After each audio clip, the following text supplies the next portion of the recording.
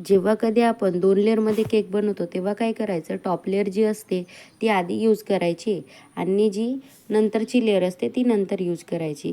त्यामुळे काय होतं, वरचा जो सरफेस आहे तो एकदम क्लीन येते आणि आपल्या केकला हाईटही येते.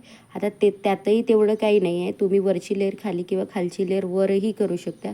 बट जेव्हा आपण ती लेअरिंग करत असतो किंवा आपण लास्ट फिनिशिंग क्रम कोट करतो तेव्हा आपला जो वरचा सरफेस आहे तो वरचा सरफेस कुठली लेअर लावल्यानंतर सपाट होणार ते पाहूनच आपल्याला इथे आपला केक हा करायचा आहे. तर इथे मी 2 लेअरमध्ये केक हा कट केलेलं होतं आणि टॉप लेअर जी आहे ती आधी लावली आणि त्याच्यानंतर जी आपली उरलेली सपाट लेअर होती ती नंतर लावून घेतली. तर त्यामुळे जो सरफेस आहे तो एकदम वरचा जो सरफेस आहे तो एकदम सपाट आलेला आहे.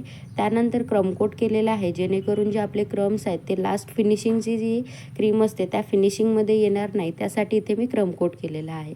त्यानंतर इथे मी काही नोझल्स असतात आपल्याकडे जे आपल्याला कधी झटपट किंवा अर्जंट केकची ऑर्डर द्यायची असतात, तर त्यापासूनच आपण छान डिझाईन बनवू शकतो, पण आपल्याला ते वेळेवर लक्षात येत नाही.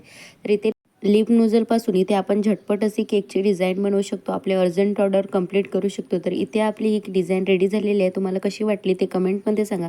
आवडल्यास